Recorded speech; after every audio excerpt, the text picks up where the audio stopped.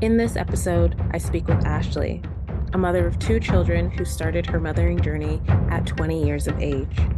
Recently married and finding out that she was pregnant, Ashley was catapulted onto a deep spiritual journey and a path of awakening that opened her up to the awareness of her ancestral burdens and curses surrounding motherhood. Ashley made the choice to birth her first baby in a birth center in America as she was not aligned to the idea of birthing in a hospital.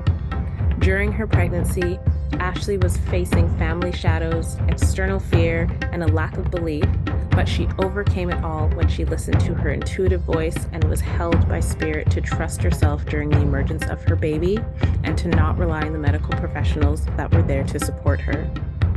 Ashley held onto the strength and assurance that she was able to bring her baby into the world when she was ready to do so, thus leaving her with a beautiful initiation into motherhood. By the time Ashley was pregnant with her second baby, 4 years later, she and her husband had made the decision to leave America and move to Jamaica. More shadow work, more initiations, and trust in her own innate wisdoms led Ashley on a beautiful journey to free birthing her daughter, which deepened her matriarchal connection of power and reclamation of her sovereignty. Ashley proudly claims the title of matriarch for her family and guides them through the cycles of life that they're currently navigating. Ashley's story showcases how she stepped into her power through the initiation of motherhood and all the ways that she was able to relearn how to trust her own self, work through a lot of ancestral shadows and burdens, and to come back to a place of sovereignty not only within herself and mothering, but in her family values, ways of living, and raising her children. This is an incredible story and one of the reasons why I created this podcast in the first place. So sit back and enjoy Ashley's journey into motherhood and matriarchy. Hi, Ashley. So welcome to the podcast. It's a late night for you and early morning for myself, but I'm very grateful that we were able to get this connection going and I will be able to hear your stories today. So thank you for being here. Greetings.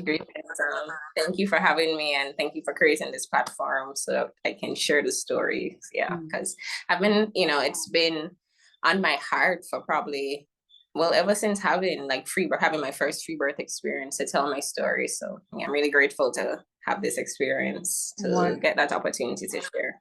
Wonderful. So before we get into those first stories of yours, I just want to ask you this one first question, and that is, what is the lineage and ancestry that you're passing on to your children? Okay, well, I am Jamaican. My husband's from the US Virgin Islands, so lineage-wise, they're getting my Jamaican ancestry and his. So I focus more on saying Afro-Caribbean because we do acknowledge ourselves as being African descendants, but also acknowledge just us being in the Caribbean. Yeah, but from my side, Jamaican, my grandparents, as far back as I can go, we've been in Jamaica. And just lineage wise, a long time. I'm the first one in my lineage to actually consciously choose to initiate into birthing in a way that is sovereign and just in control. Yeah. And for me, just passing on to my children, myself on this journey, because I've come to understand that my lineage, my ancestry, we've kind of forgotten a lot of our birthrights and our abilities. And so my journey is just all about tapping back into sovereignty and tapping back into that self-accountability and being able to pass that to my children and say, well, I consciously chose this path for us because I saw that we needed to move in this direction for our ancestry. Yeah. Wonderful. Thank you for that. And I love how you say that you're coming back into the Afro-Caribbean labeling and on that of who you are. It's so powerful to take on that and to really connect to those African roots and then the Jamaican roots. Right. So thank you for bringing that up, because I as well recently have started to take on that Afro-Caribbean roots of myself, because I've got the West African and the Haitian. So it's Nice, Yeah, it nice. feels good. It's like a coming home. Powerful.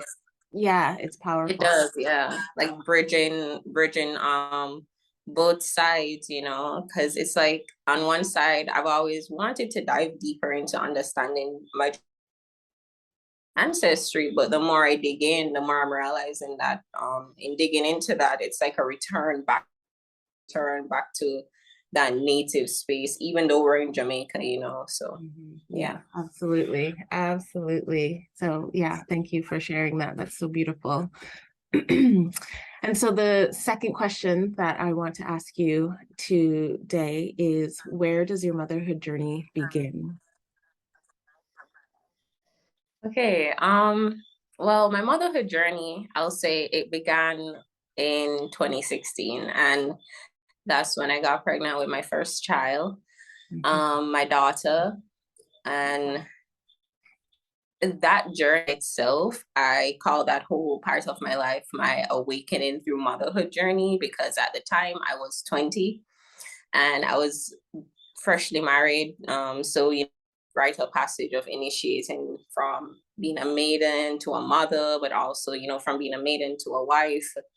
And I remember just when I found out I was pregnant, um, you know, there was a lot of fear because me growing up in Jamaica, there is a lot of stigma, negative stigma surrounding, you know, getting pregnant and not having like a societally upstanding career. Especially in my family, a lot of pressure was put on me to kind of be like the first doctor, the first one who's going to go to college and stuff. But, you know, Spirit had another path for me, which I'm grateful for. And yeah, so when I stepped onto that path, I feel like my daughter, she was that catalyst that really initiated me onto motherhood journey. And motherhood for me, you know, it was a really deeply spiritual path. It was a path of awakening, a path of coming into more am, while simultaneously becoming aware of a lot of the burdens and curses in my ancestry, specifically surrounding motherhood.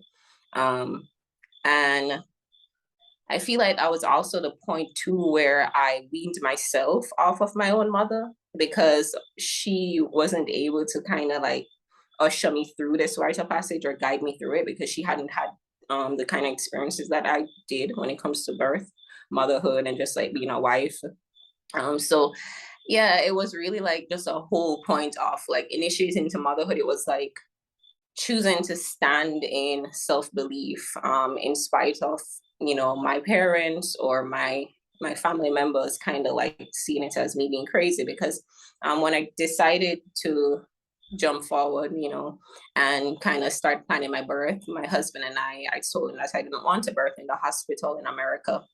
We're in America at the time, and I didn't want to birth in the hospital because my spirit just didn't feel right. I remember I had my first um, prenatal visit, and we went to a hospital, and we're sitting there, and just everything about the atmosphere, the experience, it just felt very rigid, and I didn't feel that connection. It didn't feel sacred. And so when we went home, I think I was probably still, I decided that I didn't want to move forward in this journey, going the typical route of, you know, going to the hospital and stuff. So we ended up getting in touch with a birth center in this a birth center, and you know, kind of just like exploring that realm. But I hadn't learned about birth centers, you know, growing up. The only thing you really know about birth is that you're going to go to the hospital, you're going to lie down, and push out a baby. So this was really new for me. And yeah, we went and we explored that path. And going there, I fell in love, and I decided that I was going to do a natural birth. And so that whole experience was beautiful. I continued working with the birth center, and Leah, my daughter Leah, she came around like 40 weeks and like a day over or 2 days over, and it was a water birth experience, and it was wonderful. But something stood up at that moment, you know, when I was birthing. I remember the student nurse who was there, she was waiting for the midwife, and the midwife hadn't come as yet. She was on her way, because we had to kind of like drive to the birth center. And when she got there, well, when we got there, she wasn't there as yet, but I was laboring. And I remember when I got into the birth pool and I started telling the nurse that it's time, like the baby's coming. You know, this was probably like an hour into labor, and she looked at me and she was like, "No, it's too quick. The baby's, the baby can't be here yet because the midwife isn't here." And I Mm. remember looking at her and I was like, "Nope, the baby's coming now." And in that moment, just the power and the control, and it was kind of surreal because it's like here I am in this moment when my parents weren't there, family wasn't there, in a foreign country. It was just me and my husband. There wasn't really any support, and I felt this strength, this assurance, this surety that I could do it in that moment. And even furthermore, I feel like spirit kind of gave me that extra challenge, like usually we're supposed to trust in these medical professionals or just any professional, but in that moment spirit was like, you have to trust in yourself. So I remember I just told her the baby's coming, and within like a couple minutes, she was coming out, and the midwife hadn't arrived yet. And so ended up pushing her out. And at that time in my journey, I wasn't ready to catch her myself. So the nurse went and she caught her for me and she brought her up to me. Yeah, it was a powerful moment for me. I think it was a beautiful initiation for me into motherhood, and just a beautiful initiation for birth, especially because the whole journey to that moment was filled with so much anxiety and fears. And I was actively battling my own family shadows. It was like while I was journeying through this portal towards pregnancy, towards birth, I was also simultaneously fighting family shadows, fighting fears. I kind of picture it like there were spirits, coming at me. Like there's the fear from my grandmother, there's the fear from my mother, there's the lack of belief, Mm. there's the lack of belief surrounding my path, there's the lack of village. And so this moment felt like a victory, like I retrieved my child, and also my husband was there, and also too, it's like I gained some power in the moment, or I reclaimed some power in the moment. So that was my initiation into motherhood, and I completely loved it. Mm. My first year being a mother was, well, it was wonderful. Looking back now, especially because I'm in a totally different journey, and my journey through motherhood now with my second child, it's been very different. But looking back, I'm grateful because my husband played a major role in just being that masculine support so that I could sink into my motherhood journey. So I got that experience of leaving the work realm, because, cycling back a little during that first trimester of pregnancy, I remember at the time I was working at a food service job in America. And I remember one day I came home and I said to my husband that I didn't feel good standing up. We had to stand up, typical food service jobs, had to stand up all day, greet people. And I remember I just didn't feel good. My body was telling me that I needed to be home resting. Again, at the time, being so young, and just not having guidance. I remember the first thing that came to me was, I'm not supposed to leave a job, and Mm. it's crazy. The first thing that came to me was shame or pride over having to give up a job because my body's telling me that, it's time to rest. And I remember coming home to my husband and I told him about just how I was feeling. And he was like, leave the job. Because he's like a rebel to the system. So naturally, he was like, just leave the job. And we didn't have a plan, we're freshly married. We're in like a 1 bedroom apartment, completely unfurnished except for what comes with it. And he was just sure. He's like, leave the job. He's like, your body is telling you. So I remember I called, and this was another very prominent moment for me because it sticks in my mind. I remember calling the job and just kind of like letting them know, I'm pregnant. I don't know if they knew at the time, and just letting them know that my body isn't feeling well, and so I'm going to be stepping aside from the job, and I'll drop off the uniform and stuff. And I remember the lady said to me, she said, "Oh, just try and push through it. You can work through it. We have I won't say her name, but there's a lady there, and she said, we have Jessica here. Jessica's been pregnant a lot of times and Mm. it's through, so you can do it." And I was just like shocked. I'm like, you're not hearing me here. But in that moment too, I think I kind of just like said, okay, cool, blah blah blah, and then hung up. But my husband, he ended up dropping off the uniform for me. I didn't go back to that job. And so from there on, it led to the birth center and everything. So that space was created already, where, you know, I had already given up the job, given up, I feel like it was also cycles or rites of passages, you know, to reclaiming back that sacredness of motherhood. Mm-hmm. Because, you know, after giving birth, then I got that time to really sink into breastfeeding and, you know, researching, and I'd spend a lot of time, you know, in the bed breastfeeding and just sinking into that role of being a stay-at-home mother. And at the time in my journey, that was new to me, you know, even just the term of saying stay-at-home mother. Mm-hmm. And another interesting thing was that at the time my husband, or there was a point where my husband's mom was visiting, and I remember she comes from the generation where, you know, women have to work, especially being a Caribbean woman. And it's also in our side over here in Jamaica, women have to work, you know. There's more pride placed in working and making sure you're getting your own money than sinking into mothering, you know. And now that I'm here in my journey, I understand why this is like a generational thing for a lot of us. So I remember at the time I felt a lot of shame around being there, sinking into motherhood and not having a job, you know. And I remember just you know, sinking into all the expressions. One of the comments I remember she made to me was, you know, you want to focus on getting your own money. And it was made out of love, you know. I'm one of the things I'm grateful for in the journey is that I've started to realize that I think when I was going through my initial awakening, everything felt like an attack. But Mm-hmm. now looking back, I'm like, you know, women guide us, especially the elder women, they guide us from what they've been through. You know, even my mom, the fear that she would push on me, it all comes from the experiences they've had, you know. So a lot of what spirit would do is kind of bring women to me who had totally opposite initiations into motherhood and kind of push that energy on me to see how I would react to it. And it would hurt so deeply, and that would kind of let me know that okay, I'm still in that shadow, I'm still in that space of feeling like I have to mother in the traditional Caribbean way, or I have to sink into this path of motherhood. But you know, thankfully, a lot of the women also, they were very gentle women, you know, even like my husband's mom, she's like a really sweet soul.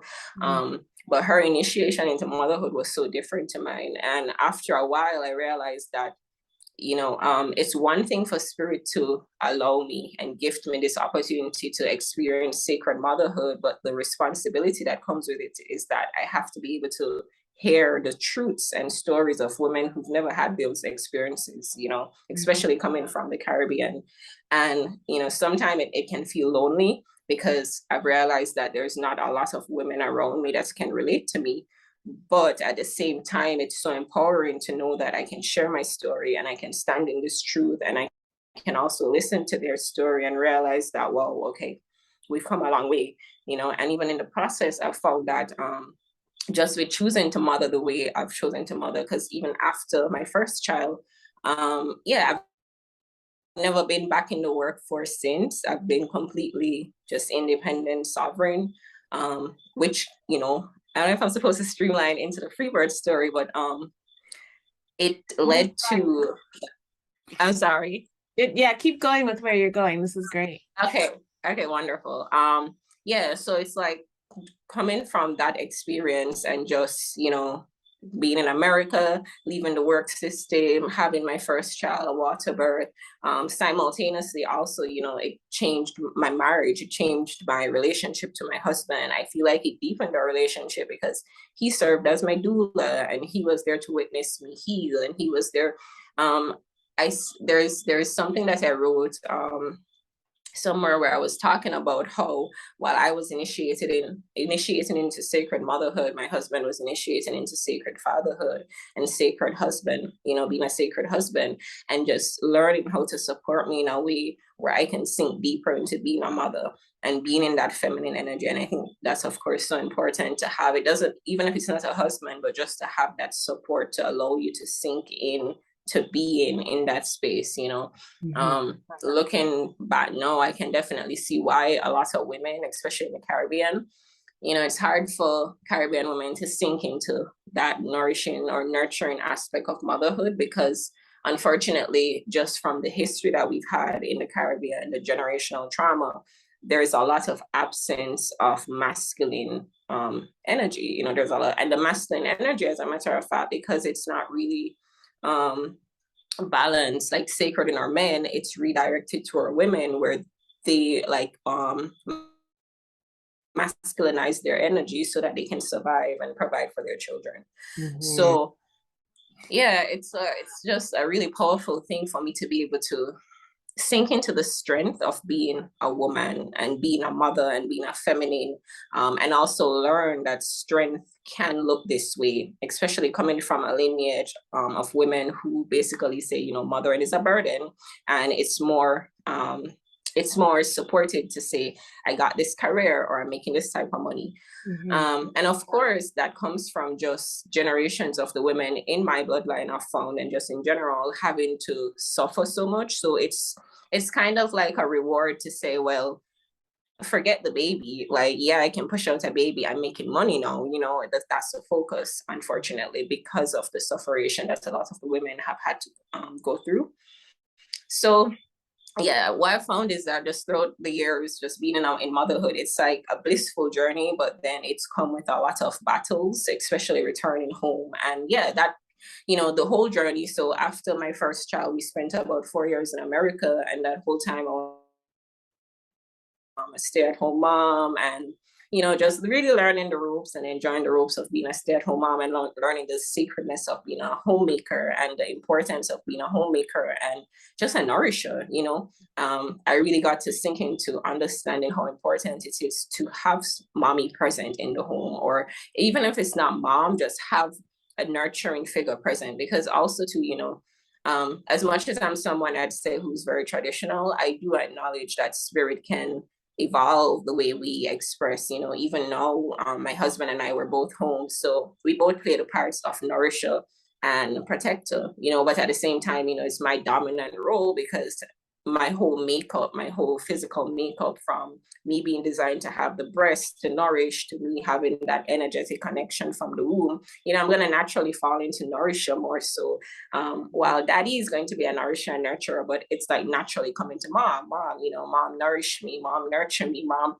Yeah. So I feel like being in America and having that time away from my culture where I could really sink into that femininity, it prepared me for the next aspect of my journey, which was in 2020. I was pregnant with my son, and we moved back to Jamaica when I was 6 months pregnant. And I remember moving back. Of course, the first thing that we considered was, okay, our initial plan was to work with the same birth center as my daughter. But now that we're planning to move, you know, we had to like pull out and let them know that we're moving back to my home country. And so at the same time, I was seeking help in Jamaica, seeking like just natural birth workers in Jamaica. Um, and that in itself was like a revelation, because you know, I started to realize that's not really something that's very celebrated in Jamaica. And even if you do find birth workers, it's like a tiny group, you know. So eventually I did find someone through the internet, and she was like one of the most known midwives in the area, specifically in Kingston. So I Mm-hmm. ended up getting in touch with her, and you know, we made a really, and so it was just worked out that when I came to Jamaica, I just finished work figuring out things with her. So I ended up coming to Jamaica. Of course, I came to Jamaica because I'm here now. I came to Jamaica, and I remember the whole thing in my mind because it was during COVID time. It was the height of COVID. So, you know, we had to isolate for a while. But after the isolation period, I was supposed to meet the midwife. And I remember, you know, I met her and we were talking and had my first appointment and all. And then came the financial part. So, um, this is where I started to initiate into a new aspect of my journey, which was I call the root to rise, the reclaiming soul sovereignty. And the whole point of that journey I've now understood was that spirit was trying to usher me into that space of not depending on others Mm-hmm. to basically usher me through life, because there's a power, especially now I've found in rising back as matriarchs. And I'm realizing that it's not so much like, you know, just to say, oh, I'm powerful. As a woman, I just want to rise. No, it's a necessary thing where right now, because we've had so many history of Black women being stripped away from their seat of power, there's a rise happening. Colored women, you know, there's a rise happening where we're coming back to stand as the matriarchs to usher our families through just cycles of reclamation of power. But the woman mom has to be that forefront, you know. Recently I was watching a video and they were sharing how in ancient times the home family, the home structure was built around mom, mother, and father is the law enforcer. And I started to understand that, like, just looking through my journey, like, why mother is seen as the lawgiver, because it's a rhythm. After birth, we set the rhythm for the home. If mom says, well, I need to nourish the baby, everyone has to do what they can to support mom and trust her guidance that, okay, mom's going to sink into this energy now. So and dad is supposed to enforce the law. So if mom says, this is the law for today, you know, the law changes based on what needs to happen, dad's supposed to enforce that law, you know. So there's a lot of power given to mothers, especially to set that rhythm for the home, and what I'm now coming to realize is, you know, set the rhythm around nourishment. You know, it's not so much about being rigid and, hey, I'm in charge of this. It's actually about being able to sink into surrender, sink into flow, and share that rhythm with your family, share that law, you know, share the rhythm that you're receiving from spirit with your family, and trusting that that's going to allow them to sink into their nourishment too. Um, so, you know, cycling back now, the whole journey of coming to Jamaica was really about me learning to trust my own self, you know. And so eventually, one of the issue I had with the midwife was that coming back to Jamaica, I had to jump back into an economy that I kind of had forgotten about. You know, we're a third world country, and so our socioeconomic setups are very different to America. So coming back in, it was first of all initiation into just like uprooting myself. So it's like a lot of root chakra shadows came up, like finances. We went through like a financial fall. You know, our businesses went through a lot. And so we literally went through a whole strip down in Jamaica. So what happened actually was that when it even at the time when we had met the midwife, right? We were living off our savings, coming back to Jamaica. We're actually in a very expensive apartment because coming back into Jamaica, if you're not careful, it's like you can get caught up in the home systems, the rent systems that scam a lot of money from you. Because what I've learned now is that home, the village, they're all connected. And when we lack that root, when we lack those matriarchs, when we lack those persons who are supposed to cement the foundation of home, we're left to wander in a system where we're put on bails and our energy is harvested, and we have to pay rent to strangers, and we have to live with strangers because we have no home. We have no root. So coming back to Jamaica, because again, I was in that shadow with my family where, number one, I'm on this path that they're like, okay, we don't understand what she's doing. She wants to free bird. She wants to do this. She doesn't believe in this. So, you know, I didn't have that village to come back to, especially at that point, and didn't even connect to my mom coming back at that point. So it was still having that lone wolf journey of just me, my husband or daughter, and, you know, cycling through, which spirit ordained for a reason. But the point came now where I was trying to find someone who was supposed to be my partner into birth, especially a midwife. But I realized now that still, even though the situation in itself worked out that, you know, in Jamaica, you would want to have a midwife to work with you, mostly for the legal purpose, because our island still is in that shadow phase of not legally allowing women to take control of their birth. You still would want a midwife present. And hopefully, so someone who's more allowing of just letting you be in your energy and just do what you need to. But the midwife that I had found, she was very, I'd say she was more a midwife because she was very restricted. And aside from the money, because it came to the point where I decided that my budget just wasn't going to fit her fees. So, you know, I communicated this to her. And it's interesting because I remember our first appointment, the first thing she told me was about her fears of Jamaica and her money problems. And I remember thinking to myself, like, whoa, like that's a lot, you That's know. heavy. Yeah, it's heavy, you know, but at the same time too, because I'm such a heavy person, you know, I held space for her in a way that's like, you know, I totally understand. And she was also letting me know, like, she doesn't really feel safe in Jamaica. She was telling me, like, don't wear my earrings, you know, people snatch it. And I was just like, okay, cool, okay. So, you know, I felt that money shadow from the get-go, just the way, and the fear. I felt a lot of fear, a lot of money shadow. But again, you know, initiating, just moving back to my island, every information is good information to me because I'm the newbie coming back home. So, I think we ended up doing that appointment, and then we started having to talk about money, and she was asking about, like, how can we go forward with the payment plan. At that point, we did have the intention to work out a payment plan, but when we left and went home, my spirit was like, nope. It was similar to when I decided that I wasn't going to birth in the hospital. My spirit was just like, that's not what you're going to do. Nope.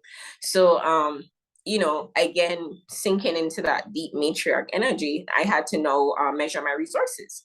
And that's something I found that, I would say back in ancient times of Africa, we as women, we had to measure the resources.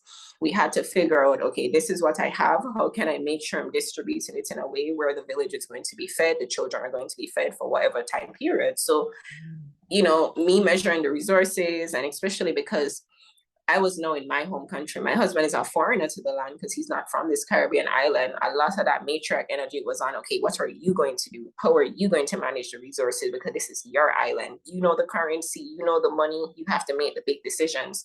So, just having that knowledge of the currency, and I was like calculating, okay, we have this bill to pay, we still have to pay this, we still have to get food, we still have to get this. I realized that I'm not going to be able to afford a midwife, Right. So I'm a very open person. So I communicated this to her, and I just let her know, I'm going to probably do a free birth because I can't afford to pay you. And I don't believe in debt. I don't believe in being indebted to anybody. There's actually a shadow in my family around owing people money. So I don't believe in owing money. So that was what really took me to that next level of saying, well, I'm gonna just have to birth my baby because it's free. It's free to just birth my baby. So, I remember I told her, and she completely discouraged me, and that in itself too made me realize that you're not the midwife for me, because even if you don't believe in it, you're not supposed to push that fear on me. So I had that knowledge. So I created that barrier, that boundary to say, I'm not going to accept that projection. And she ended up sharing her story with me, and she told me that, her birth experience, she ended up not having anyone. She told me it was just like me. She was searching for someone, couldn't find anyone. And then at the last minute, she had found a midwife who rejected her and then accepted her. No, who rejected her. And she ended up having to birth her baby by herself. And it more sounded like, I'd say it more sounded like a burden, a tribulation, more than a triumph, So it still wasn't the story that I wanted for myself. So I knew I wasn't going to take that advice, just from the energy that she gave me. I knew the energy you're projecting onto me, it's not what the story I want for myself. So as an elder, I'm not going to take your guidance. I'm very big on like elder youth and having that guidance from elders, but I'm also very big on us as the youths, or just the younger ones to the elders, knowing what we want for ourselves and being okay with saying, well, you're an elder, yeah, you might have wisdom in this, but your story is not the story that I want to align with. Absolutely. So I ended up disconnecting from her. It wasn't a pretty disconnect because it got very messy. A lot of shadows came up, a lot of projection, and unfortunately, we did not end our relationship well. But we ended it regardless. So I remember the last thing she told me was, "Well, good luck with your birth." Something along that line, but it just felt very nasty. The energy did not feel loving. It felt very like, "We'll see if you can do this. Good luck." Right. So eventually time goes by. At the same time, we had just started a business down here, just to kind of like keep ourselves afloat financially. But eventually we had to stop the business because being in Jamaica, it was just a whole awakening. Even just shipping out, we were doing a CMOS business, and we had to like drive like almost an hour away to get the CMOS inspected, and then drive back to Kingston to the post office. And I was pregnant, so I was getting closer and closer to birth, but I was the one who had to do the business because, again, my husband, he's not from here, so he didn't have the legal documentations to do the business or to like get the CMOS inspected. So I always had to be present. Right. And it's interesting because in America, my husband was used to being the provider. Again, initiating in America, I was a stay-at-home mom. So I had this mindset coming into Jamaica of, I'm gonna do the same thing here. I'm gonna have a baby, be a stay-at-home mom, money's gonna flow in, dad's gonna provide. Mm. But what ended up happening was that spirit was ushering me onto that path of understanding what matriarchy is. At the time, I didn't understand it, so I was very resistant. I remember I was very angry. I was like, why do I have to be working? Why do I have to be worried about money? But what I've learned is that, you don't throw away your bloodline shadows. You don't just get rid of it magically by some spell. You actually have to cycle through and understand what the shadows are, understand the fears, understand the restrictions, understand that pushback that you feel. So one of the pushback I had was that I'd always say to myself, um, I don't know, I just felt like I couldn't be a mom and lead at the same time.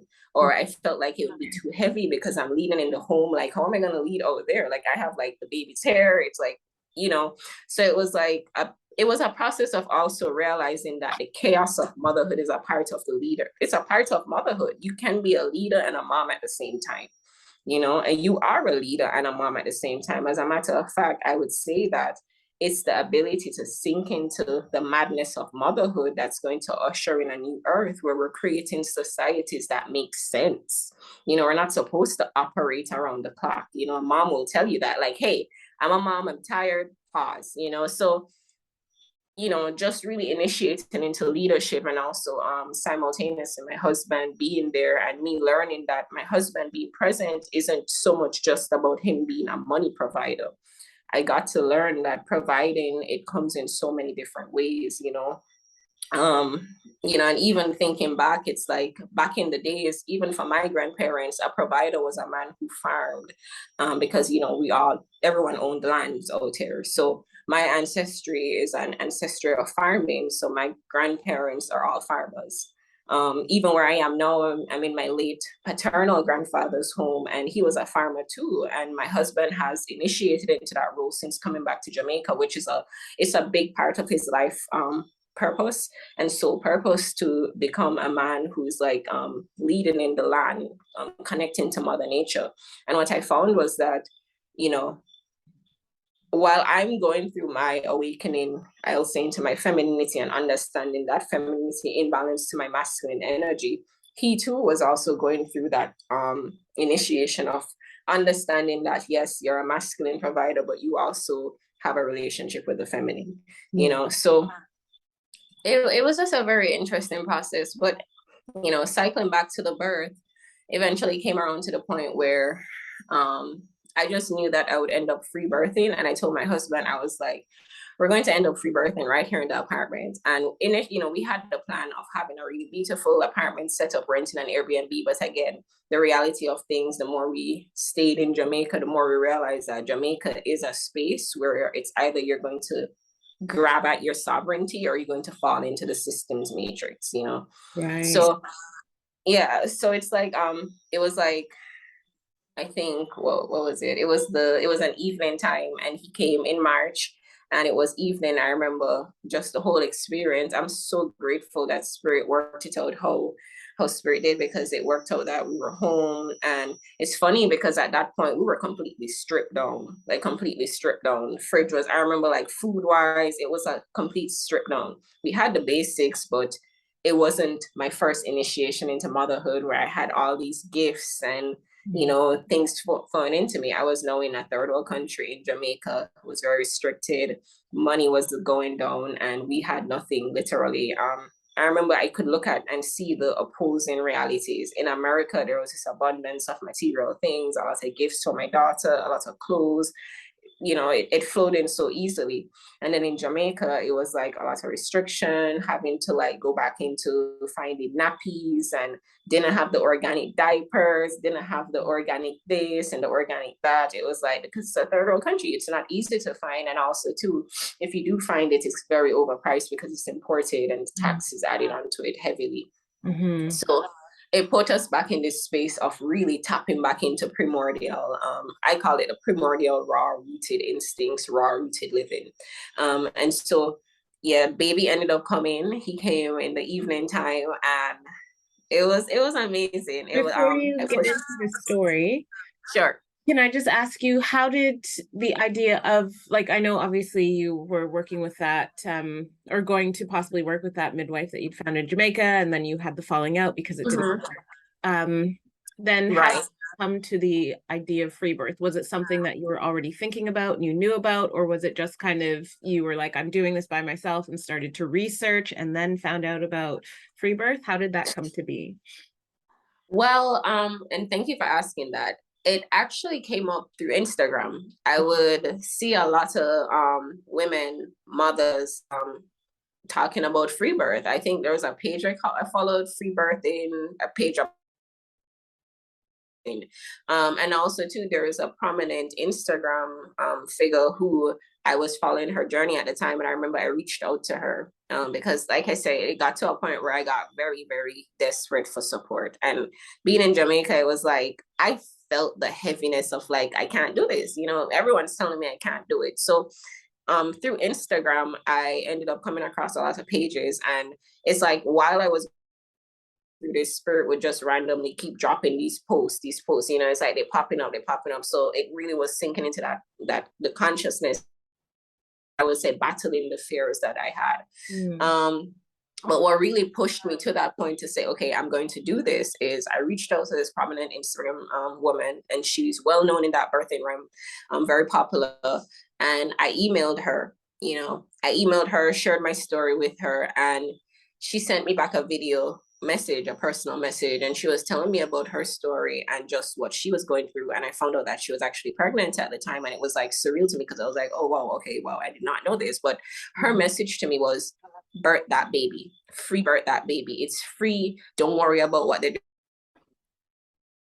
empowering, and yeah, that really took it to that edge for me where I said, you know what, I don't really care what's going on around me. I'm going to focus on the fact that I can free birth that baby. So yeah, it was through Instagram, seeing all the women who said that they had free births and it's possible, but none of them were in Jamaica, of course. It was always either Australia or America, and also where the laws protect them. So it was a very scary process for me in terms of just surrendering, because the only thing I could think about is the law, the law, the law. But I found out that there are ways around it, and also too, I did have the intention eventually to reach out. I did ended up reaching out to a midwife who was more open. She was open. She was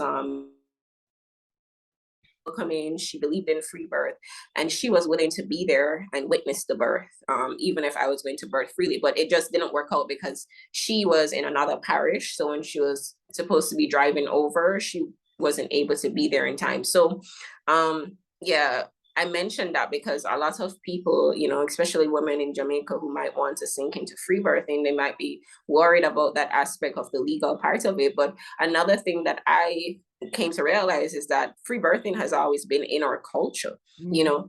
know, women back in the days, even my grandmother, they had to free birth because they're country women and they didn't have facilities to support them. And actually, they had village midwives, but they were called I think I don't remember what they were called, but there was a special name for them, either nanny something, I think. But they would be the women who would go around the village if a woman's pregnant, and they'd go in and just help deliver the baby, and it was a natural process. So because of lack of resources and built up, medical facilities, this was actually the norm in Jamaica. But what I found out was that it wasn't the norm from a space of decision.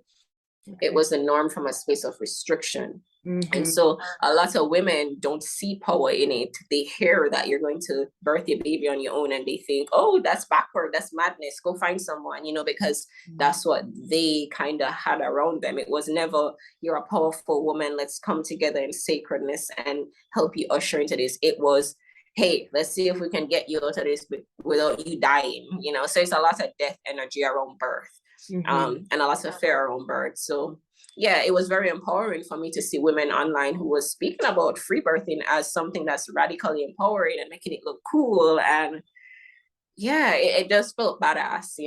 I love that women, mothers were speaking up, speaking out, and it gave me that, encouragement that I could do it too. Wonderful. Oh, wow. Thanks for sharing that. Thanks for asking. So yeah, going back to that story, so baby boy ended up coming and we free birthed him in the bathroom. And Yeah, it was magical. I ended up catching him. I think I was on my hands and knees. And then when I felt him coming down, and just to backtrack a little, I guess I'll backtrack a little about just the process of me getting to that moment. I remember I was actively doing a lot of like yoga stretches and stuff because in America, I used to study yoga at home. And so I incorporated that and used that as a way to guide myself through it. And my husband was present as well. Our daughter was there. And I was also playing a lot of like affirmations, music, meditation music to kind of channel my mind. And also, I remember I was gifted a birth guide by her holistic path. She had sent me a birth guide and it came at the perfect moment. Like I was about to give birth in a couple of days. I remember I checked my email and I'm like, wait, what? There's a birth guide there. So spirit was providing all these avenues for me to educate myself and to, feel confident that you can do this, you can do this, affirm it, believe it, it starts in the mind. So it was a very mental process for me, even working through the pain. I remember because there is that fear aspect of saying, well, this is something new, there's nobody around, there's no midwife, it's just me and my husband and our daughter. And it's like it was a little bit scary, but um I think just the determination of knowing what I was up against, again, it's like every time I'm initiating into a level of motherhood, there's always a pushback. There's always someone telling me it can't be done. Mm-hmm. And that part of me is like, I'm going to do it. That warrior part of me is like, I'm realizing that I'm into astrology. I have Mars in my fourth house of motherhood, and Mars is that Aries energy of like the warrior. So it's like in motherhood, it's a warrior thing for me. It's like I'm going to do this. I'm going to fight for this. I'm going to, so that energy channel, for me, it felt like a Viking moment. I remember I used to watch Vikings a lot on Netflix, and I feel like Spirit always carry me to movies or shows that's meant to help me have an imagery of power and what powerful womanhood can look like. And there was in Vikings, all the women didn't have a choice. They were warriors and they were birthing and they were heading to war and having to, kind of like, they overdo it a bit, but it was very, very encouraging to see that, look, we can do this as women. We can birth our babies and we can bleed and still be powerful. We can have our breasts swollen and our body hurting and still be powerful. And it feels powerful. It feels powerful to be woman, to be able to birth a child and rise back and to be facing so much, but fine. And it's like, it's the power in it I found is the ability to surrender, to be so powerful, yet to know when to pull back and go and surrender so that you can be that softness for your baby, so yeah, it was a very powerful process, birthed baby, and the bedroom was right there. It was connected to the bathroom. And oh my gosh, the birth experience was so crazy because we had it's like everything was happening in transition. So coming out of America, another transition that we had to make was going from always having hot water to bathing in Jamaica's cold water. Because what, it's everything is about money, resources out here, so a lot of people, they're just not going to get what many will call the final luxuries unless you're in like an uptown area or you're in the city. If you're in the country like we are now, it's like road. And I'm realizing that Spirit was priming us, preparing us to go deeper and deeper and deeper into wildness. Because it's funny, on the day of, and okay, so the apartment where we were, it had a lot of issues. That was one of the reasons where we started to realize that, okay, yeah, here in Jamaica, if you're not sovereign or you don't have a lot of money, you have to learn how to survive and provide the things that you want for yourself, or go after it in a way that doesn't keep you a slave to the work system out here, So one of the things was that the apartment where we were had so many issues. The homeliness of it wasn't there. It was just a space where the landlord was harvesting our energy through money and saying, hey, I have a space, you need a space, pay me money. You're going to pay what you need to pay because everyone wants a home. Even especially being in that vulnerable state of building, everyone wants that safe space. So, that's another thing with our modern system. We're scammed into paying a lot of money for rent and stuff because deep down, we're all seeking a safe space, and we're like, we'll pay what we need to find that safe space. But in reality, the truth is we're not supposed to have to do so much to have that safety. It's supposed to be there. But of course, our bloodlines, our family history, for whatever reason, and even for me specifically, I did not have that bond with my family to say that I could go and say, hey, let me go to that family home and be in safety, So we were there at rogue on our own. But on the day, it was so interesting that while we were there filling up the tub, the hot water suddenly went out. And so while baby was coming down, this brick cold water started ushering over me. And I'm there like, okay, I don't want the baby to come out in this. So I'm like trying to, it's interesting just how our mother brain, like I'm hearing pain, but I'm also focused on I'm gonna have to catch baby so he doesn't have to initiate too much into it, you know.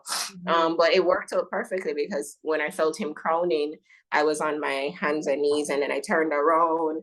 I don't know how I got the strength to turn around because I was in so much pain. But somehow my husband said he saw me just like, okay, she's doing something else. I turned around completely, squat and held baby, and he came out and I put him on my chest, and we transitioned into the bedroom, and my placenta was a little bit delayed, so I didn't even realize it was like it stayed in for like about almost an hour, but it didn't feel like an emergency, you know. But eventually I did a little bit of pushing on my stomach and delivered my placenta. So And to clarify, like your placenta being in for an hour, that's not a long time. That's very, okay. yeah, that's a very normal length of time for a placenta to stay within. Thank you for thank you for clarifying that. At the time, yeah, yeah, I went into a little bit of panic. I was like, okay, is this no? Why isn't it coming out? Yeah, and that So comes thanks for from, clarifying that. yeah, that comes from like the medical model. You know, a woman, baby, and then they get the placenta, they pull it out of her body, they rip it out of her body. Yeah, everything's so 10 minutes. instant. Yeah, Yeah, they there's make no it time for seem if it doesn't come out within the next 5 minutes, like she's going to it's die. an Like, emergency. oh, the placenta can take an hour, and that's totally normal, Right. totally okay. Yeah, and it's so important, you know, that's why like even this conversation you create in this platform, it's so powerful because and just the work that you do overall, it's so powerful because so many women out there just don't know, you know, and even initiating.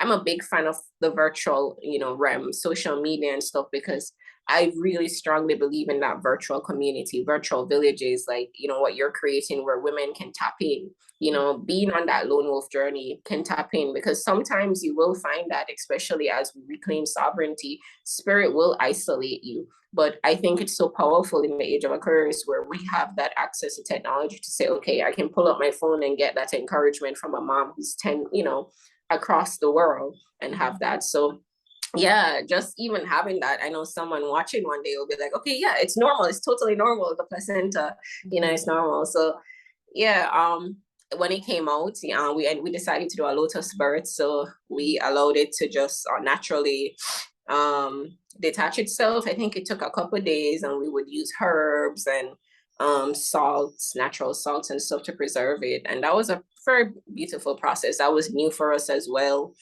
So what I found interesting is that, you know, initiating into parenthood and just choosing free birth, it's a powerful rite of passage into learning to trust yourself as a parent, as parents. It's a powerful rite of passage that I think we're robbed, you know, unfortunately, we're robbed of it in modern time because we give that power to our medical facilitators, authorities. But I find that in free birthing for us, for my family, it became, and my husband and I, you know, as the leaders of our family, it became a powerful rite of passage for us saying, we can do this together. We're going to sync that power together and we're going to keep creating not only these babies, but these new realities. And that's exactly what ended up happening because interestingly, right after having baby, we ended up moving 2 weeks later and started initiating on a journey of just traveling around Jamaica, very nomadic, until I ended up going right back to my mom's birthplace in Jamaica, which is deep in the Blue Mountains. So my family, you know, they're naturally, like I said, they're farmers. So naturally, our ancestry, they're very off grid. You know, they're off grid before I even understood what off grid was. I never realized that they've been off grid, you know, because they've been isolated to themselves. They interact with society, but they're literally to themselves way out in the Blue Mountains. So eventually, you know, like I said, I realized that everything was happening simultaneously because they're all interconnected. Home, motherhood, family, and land. I see them all under the same barrier, especially in astrology. Them all being connected to the fourth house. You know, I always try to see how does mother, the land, nature, home, and family, how are they all connecting to one another in my life?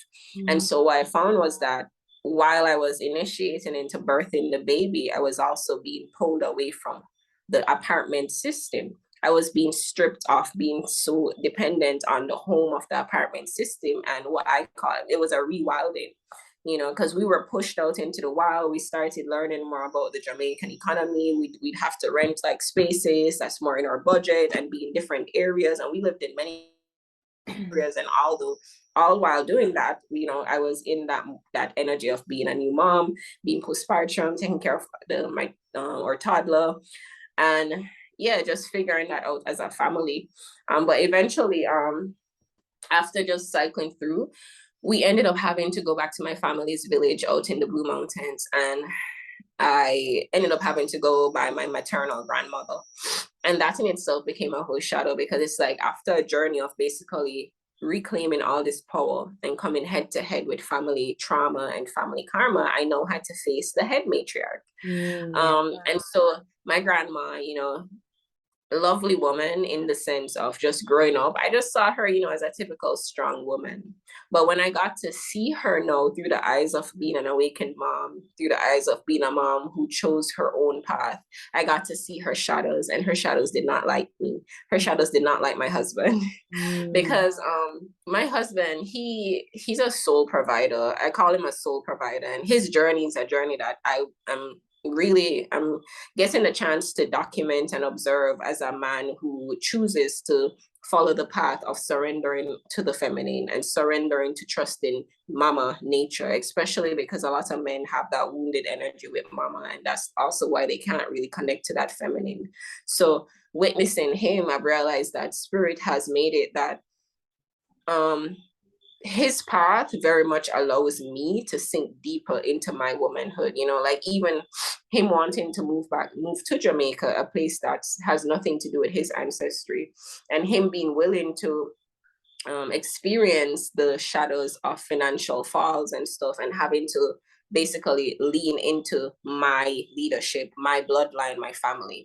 And unfortunately, it wasn't a easy initiation for him, because again, like I say, my bloodline, the woman in my bloodline, unfortunately, it's all about money, because we did not have it. We did not have it in our bloodline. We're from a bloodline of what they would call the poor farmers who had to struggle, the slaves who ran to the mountains. And so it's a very hard life for them. It's hard work all around. Wake up, grab your own water, get your wood, it's survival. Make sure you have food, make sure you have shelter so the rain don't wet you. It's very much that heavy energy of survival. So of course, in theory, I can understand why they're so restricted, and well, they have so much pushback against my path, because my path, which my bloodline sees as the place of money, and not just my bloodline, but Jamaicans believe America is a place to go and find your wealth. And so me being someone who got the opportunity, and not many people in my bloodline got the opportunity to travel to America, me being someone who got that opportunity, it also pushed that pressure of family thinking, well, she got the golden ticket to make money and she chose to give it away and come back to an island that we all want to run away from. Okay. So it created a lot of animosity. It created a lot of bullying in the family, even towards my husband, because he too is from a Caribbean island, but he's from a Caribbean island that falls under US authority. And so a lot of people, even though he lived in the US, his energy, he always wanted to return to the Caribbean, but more so specifically, he always felt like he was supposed to be in Jamaica, because his island got capitalized on and colonized so much by America that it doesn't have the Caribbean sovereignty as much as Jamaica or other down island areas would have, so him being in Jamaica, he had this adventurous spirit of, well, I get to learn farming, I get to be around the hills, I get to be in the mountain. And unfortunately, when he met my bloodline, it was like, oh, we had to be farmers and struggle. Why do you like farming? It's like, where's the money? Go back to America. So it was very it wasn't a beautiful initiation for that part, but it was necessary. It was necessary because this is what we were calling forth. This is what we wanted to see. We wanted to know about the shadows, so we got to see the shadows. And thankfully, because of the strength of our marriage and just life and just what we've been through, we initiated through it together. It didn't create that rigidness between us. You know, of course, there were bruises along the way, there were hurt feelings, there was analysis, but it led to deeper conversation. It led to having those real talk, like, wow, okay, we're in a real war here. Like, it's not just theory. It's not just, hey, let's, it's not trendy. It's a real war going on of having to go back and reclaim soul sovereignty. I said to my husband the other day, I said that there are levels to it. You know, there's the level of awakening, and hey, I'm gonna clear some karma. We want to get intergenerational abundance. We want to leave the matrix. But then the next level is when you realize that, well, okay, I left the matrix, I'm going back to sovereignty, but the bloodlines are in war. You know, it's like a Viking war. Like, this bloodline is against this bloodline. So there's a matrix in the bloodline too that you're trying to escape. So going back to my bloodline, I got to see the shadows in our bloodline. I got to see the matrix that my grandmother has been projecting. And that also gave me the clarity of why it's so important to be a matriarch and stand in that power. Because unfortunately, a lot of the matriarchs in our bloodline, they were not aware of the divinity of their roles. And so it was more so, I'm just a mom who's struggling. I'm just a mom who is in a bad relationship. I'm just a mom who needs to go to church and lean on Jesus for my burdens, because that's another thing out here. A lot of the older women are very, very indoctrinated into Christianity. And it's not a Christianity that's empowering. It's a Christianity that's like, I'm going to run to Jesus, a white image of Jesus as my savior. And race is not like a problem for me in the terms of like, I don't get into any hierarchy of a race is better, but I do believe in loving your own reflection and seeing God in your reflection. But what I found was that my bloodline does not believe God can look like us. My bloodline does not believe that a path can be returning to nature. They don't see God in being in Jamaica. They don't see God in being natural. They don't see God in being a mother. They don't see God in themselves. So I know they don't believe in God, So, and that's so heartbreaking, because that just goes to show how deep the conditioning, like you said, the indoctrination, and how strong the colonizing power has been over the people of Jamaica. It's the same thing in my home country. See, Christianity is very big, and leaning to and looking to and following and lifting up the white Jesus is what everyone does, and they don't look at themselves. You're saying, looking in the mirror and seeing, someone with dark skin to be the person that they could follow as their God, as their goddess, and it's so lost and forgotten. It's really heartbreaking to see that again, still, even within the religion, the spirituality of Black people, most people of color, women of color, they still look to these people that colonized them and took away all of their history as that savior in their life. It's so baffling when it's, and the funny thing is, because as you said at the beginning, like how we were both saying we're Afro-Caribbean, our spirituality of the West African spirituality, we have that. And like for myself, I only really got into it about a year ago, knowing and learning and connecting with these African orishas in the Yoruba tradition, and being like, oh, we do have our own, and it's like a lot of Black people don't even connect to that or know of that or want to even acknowledge it because of the deep, deep roots of the colonization. With the Christianity, or it's mind blowing. So I'm happy that it's like I realized that, like, me being able to visit, I guess, or go back to my village where a lot of I see that not everyone get to have that experience of going back to a root space, especially because when I realized that my ancestry, a lot of them, it was the craziest thing, because looking at them, I was like, you're so powerful. like, you guys are doing what many of the Americans, where I was in America, a lot of people are wanting to have lands, and they're wanting to learn how to farm, and they're wanting to be sovereign. My ancestry, in the mountains, because they were so cut off from civilization, they had to learn to do everything. They run their own water from the river, they build their own homes, they farm their own food, but they do it only from the perspective of capitalism. It's like, I'm gonna farm this food so I can go sell it. I'm gonna spray these crops. Unfortunately, they're so stripped away from God and God's consciousness that they do everything for man. They do everything from the perspective of, how can I ascend in man's world, not how can I honor God, and it's interesting because just being up there in the village, I was there for about, I'll say 9 months or 8 months, around that. And that time period, it was like just straight shadow work. It was very peaceful, in the sense of, I got to rewild, or we got to rewild as a family, because we were going through a rewilding phase while simultaneously facing the family shadows and becoming aware of what's happening. So it's like, while we were going through the pushback of family, we were also happy. We were happy to be in nature. We were happy to have star apple from the tree. We were happy to see a river. We were so happy because we were in the city. We didn't get this experience for a long time. And while we were in that happiness, there was the demon of family shadows around us telling us that, go back to America, go back to Massa, go back to Massa.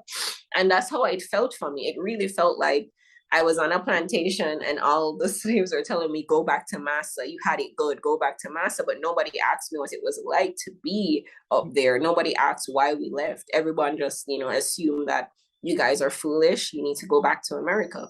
And so that energy of just like having that bloodline shadow and witnessing my grandmother, that's when I started getting that awakening that this all has purpose. This is a part of my journey of awakening as a matriarch, or rise of the Afro-Indigenous matriarch, or just rise of Afro-Caribbean, just rise of matriarchs overall, wherever you are in the world, because I've also acknowledged that we're all going through these initiations in our own way, cycles of it. And really what's happening is that we're coming face to face with what was happening because of the colonization versus what has to happen now, which is reclaiming this aspect of what life would have been like if our ancestry didn't get that abuse. Because what's really happening here is they're suffering consciously. They're gifted in skills. When you observe a lot of people in Jamaica, you see that you're a gifted, creative people, but you don't know how to channel that forward and manifest with that. You don't know how to co-create heaven on earth because you're so cut off from God. And that's what was supposed to happen with colonization. It was supposed to cut us away from our godliness, cut us away from source. So we don't know how to connect to source, and then make it worse too, I started seeing that reflection in Jesus, or Yeshua, or Yeshu's story, and realizing that the whole story of Christ and just ascending into our Christ consciousness, it is about that rejection from the bloodline. We have to go through a form of rejection sometime, no different from the story of Christ, because when people see that Christ ascending in you, that consciousness awakening, they're going to want to reject that light. Because the shadows in them, the shadows know they can't survive, so they're supposed to push back. And that's what it felt like. Like, my grandmother rebuked me, and completely rebuked me and my family. And it's like a part of her was wanted to love, but then most of her just couldn't, And so it got to that point where we separated and we continued our journey. We were still in the Blue Mountains in the village, but I ended up having to connect to my uncle, my mom's brother. And I had to connect to him to get a safe space, because again, it's a family village. So there was a home available there, and he ended up allowing us to get this home. But that contract too was toxic, because unfortunately, the masculine in my bloodline, most of them are toxic. When I say toxic, I don't mean so from a judgmental space of, I'm judging them. It's more so from recognizing that they can't serve me because they don't serve themselves. They don't serve God. They don't believe in the God within themselves. So again, even if I don't look at it consciously, just witnessing their actions, they don't love God, they don't love themselves, and they can't love me. So what I learned being up there was that, there's a difference between survival survival love and consciously loving. Survival love is I'm going to feed you, I'm going to provide you with shelter because you're my blood. But it doesn't mean they want to understand who you are. It doesn't mean they're able to love you from that conscious space. It's just it's that wiring survival instinct of this is my blood, so I have to help them survive. But it's not conscious, it's not aware, it's not anything that's in control, you know. So being there, again, more shadows got created, you know. While we're there, we're enjoying being in nature, we're rising as a family, we're healing. You know, my daughter had really bad eczema, and coming back to Jamaica, it completely healed. She doesn't have eczema anymore. You know, there wasn't a one fit answer to why it healed, but just within the years we were in Jamaica, I got to gradually see her eczema start to heal, and now her skin is completely clear. So while everyone was rebuking us, what they didn't know was that we were carrying battles. We were fighting battles for our children. We were fighting battles of, we know why we left America, but no one wanted to understand that, specifically in my bloodline. So eventually, again, you know, a lot of projection came out. My husband, he, again, like I said, he was initiating into farming. So we got the experience of growing our food for the first time and harvesting food for the first time and cooking from farm to table. We had all that experience. And it's funny because I remember there came a point where we weren't able to get gas for cooking. And the village where we were, it was hard to get anything either way. We're so isolated that even if we did have the money at the time, we just couldn't get the gas. And we got back to the point of just walking around and collecting sticks. We're in this big area, like again, it's very isolated, so it's private, it's wonderful. And so we had that luxury of walking around with our children, collecting sticks, and we made our first stick fire, and we started cooking outdoors, and it was just wonderful, and we enjoyed it. And all the while that was happening, my bloodline was looking at it like sufferation. They're like, oh, they have to go back to cooking from sticks. I remember when I had to do that, you know, because in their mind, they're like, they've been so rooted that their idea of progress is to attain all the material things. Yeah. You know, so they don't see the power in a lot of the things that they're able to do. And I understand that side of the spectrum, you know, because again, I was born in Kingston, Jamaica. You know, I was not born in the mountains with like a lot of my cousins. I was the child, and my siblings too. We were separated from young. You know, we only visited probably once a year and probably every couple of years. So we didn't have that kinship with family, and we definitely did not have that rootedness with our family. So I understand why spirit had to cycle me back through, because, you know, a powerful part of mothering is understanding what you're fighting, or not fighting, but what you're up against. You know, so I got that opportunity to really come face to face and see what I'm up against, see what is in the bloodline, see what is in the lineage, see what's cycling through the bloodline. And, you know, I came, I saw, I got the triggers, and then after a couple months, spirit ended up cycling us out of there. Yeah, we ended up jumping into just another aspect of Jamaica and continuing that journey. And now we're here, and you know, most of the journey now is just about rooting down and just creating that home space. You know, we're still off grid. So even though I'm using like my solar light and we charge up our phone by like a local shop in the area, because it's still a very village minded area. So, well, in some aspects, like, you know, you'll have a neighbor who you might align with them in energy and they'll look out for you. And I say spirit aligns it, but then of course it doesn't mean the whole village is together. You know, it's a lot of separation still in Jamaica, because consciousness, you know, you're in one space, you share the land, but the consciousness, you know, it differs. Every household has their own consciousness here, which is what we're learning. So right now the journey is just really about me sinking more into motherhood, and really I have a heart and passion now of learning how to just be a mom, a wife, from that space of what God designed and what God intended. Yeah, and I'm more so now just trying to learn how to nourish, because I think a major part of being a mother is being a nourisher. That I think that's why, of course, God gave us breasts. And even in astrology, the moon is said to be exalted in Taurus, you know, and Taurus is all about food, it's all about enjoying, it's all about adding value, it's all about that sensuality, the senses. And that's what mom is about. You know, mom is about creating an atmosphere where we can be free, we can be creative, we can enjoy good food, we can laugh, you know. So a major part of the journey now is really just learning how sink deeper into that mother energy.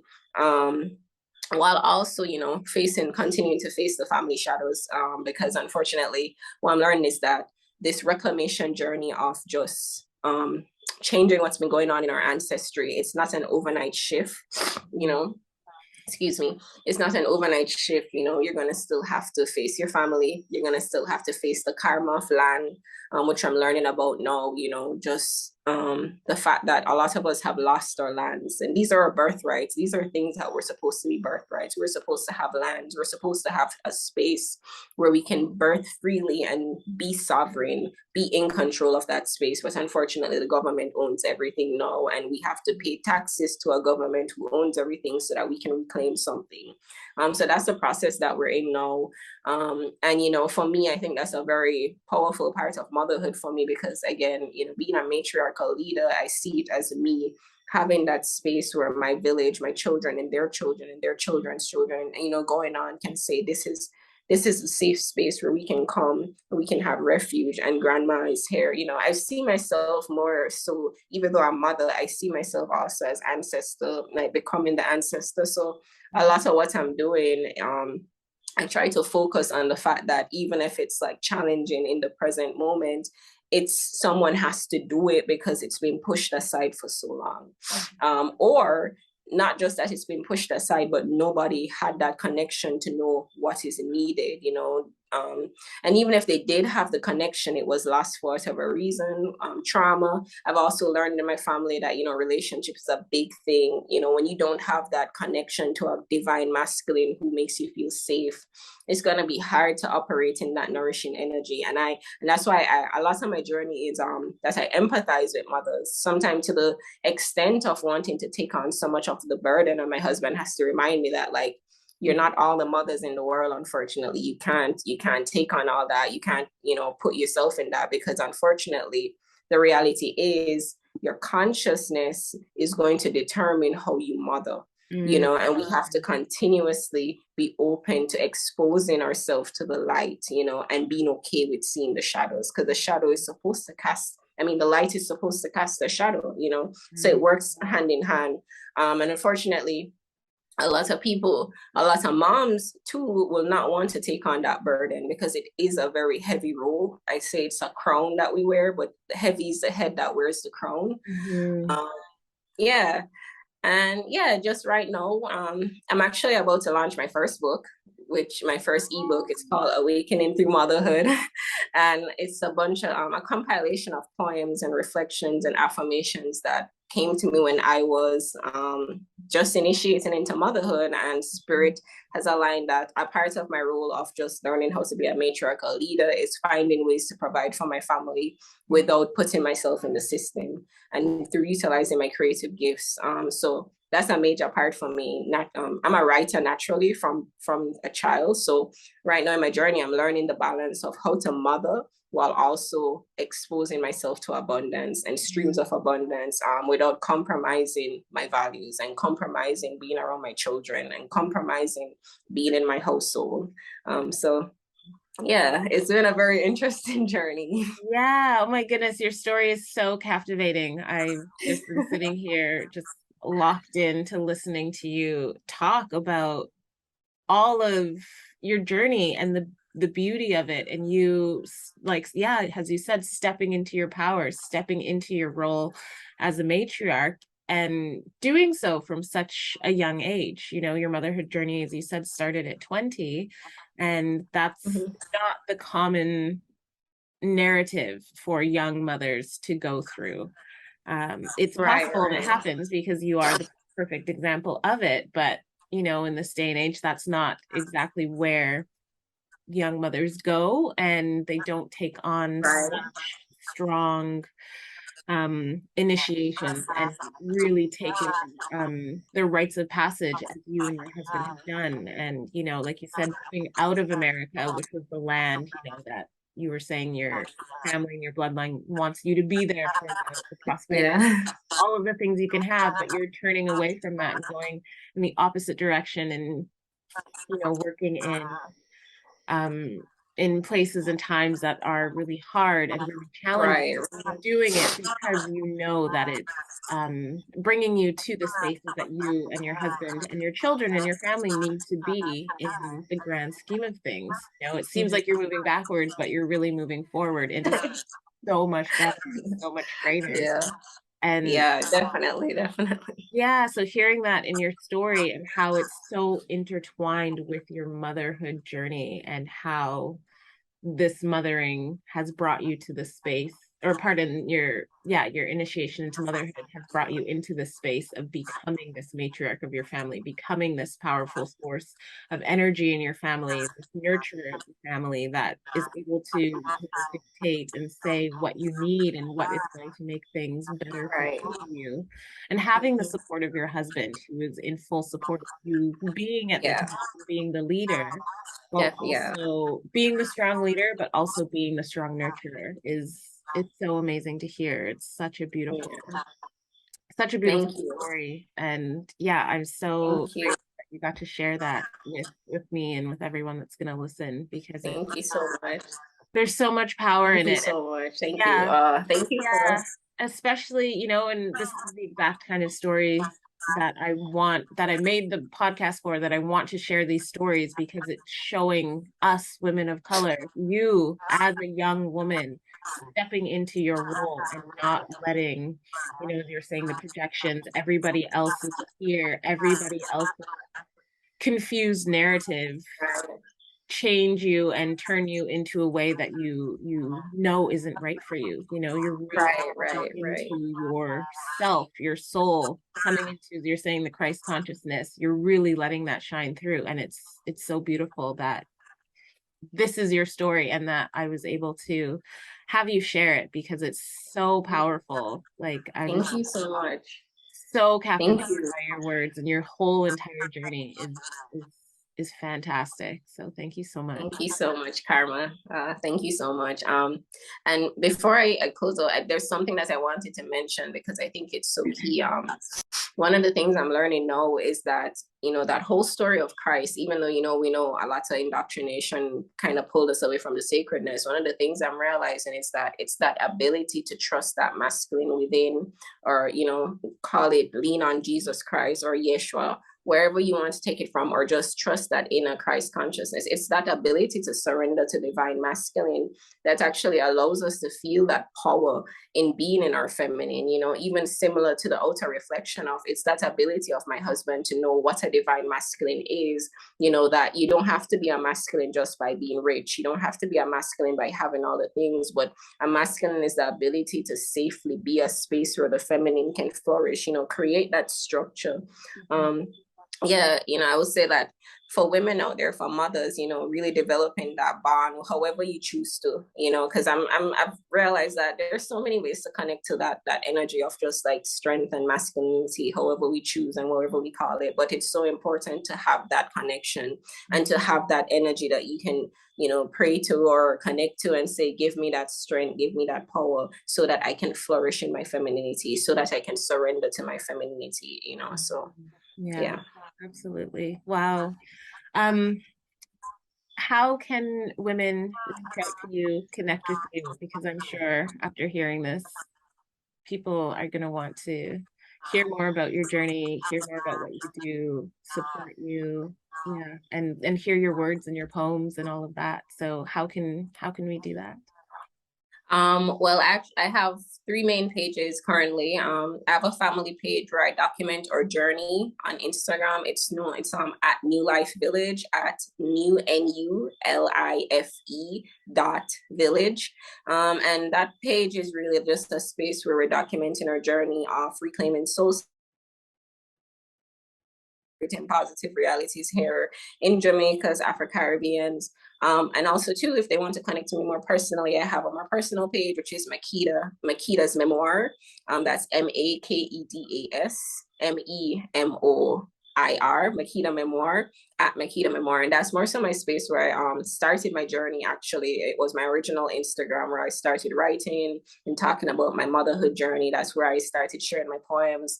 But I kind of went away from that page for a while and kind of stripped it down to work on other things. And then my more community page for mothers is known as at Caribbean.Lotus. It's at Caribbean and then .Lotus. Yeah, and that's just where I'm on a break right now, but where I kind of try to connect with other women, and that's actually where I met you. So, well, we met through both pages, but yeah, those are the spaces where women can and mothers and just anyone can find me and connect with me. And yeah. Perfect. I will have all of that information linked down in the show notes so that people can find, Wonderful, wonderful. yeah, your community, walk your journey, and yeah, see everything you're doing. Thank you, thank you, thank you. I appreciate it. Thank you so much. Yeah, thank you so much, Karma. This was wonderful. Yeah. It's crazy. No, I loved it. It was beautiful. So thank you for taking the time to share your story because I've heard bits and pieces of it kind of when we had talked beforehand when we first got in connection all those months ago, but hearing the Yeah. journey is just puts so much in perspective and wow. So it's so awesome and wonderful to hear from you. Thank you. And thank you for being such an amazing listener and space holder. Because that's a powerful role to be able to create that space for women to share that safe space. And it feels so safe and it feels so sacred. And I'm so happy that you're creating this. I'm excited about this. You know, it's very needed. It's very powerful. So thank you. Yeah, no worries. Yeah, I'm so grateful and it can only be created because of women like you that are supporting me in this. So. Thank you. Thank you. It's beautiful, beautiful partnership. Love it. I love it. Yeah. Absolutely. Yeah. Thank you. Thank you, sisters, so much for listening to this episode of the Free Birthing Color podcast. If you'd like to work with me one-on-one in a primal activation session, donate to the podcast, or to have your story featured here or in the blog, go to primalwomanportal.com for all the information to do so. Did you want to connect with our guest speaker? You can find all her information linked within the show notes. And if you have time, please subscribe, write a review, and tell a friend to have a listen so that this podcast and these stories of women birthing in their total power can be shared far and wide. Don't forget to check out the show notes for information on the Earth Daughters Women's Festival, the Breach Without Borders workshop, and much more. New episodes drop every Thursday morning, so stay tuned for the next amazing story to be shared on any platform that you prefer to listen to your podcasts on, or watch these episodes on the Free Birthing in Color YouTube page. And remember, your voice and your story matters. So if you're a woman of color or an Indigenous woman who's had a wild pregnancy and or birth outside of the medical system, submit your story because it's so important that your voice is heard and celebrated in your radical journey of pregnancy, birth, and motherhood.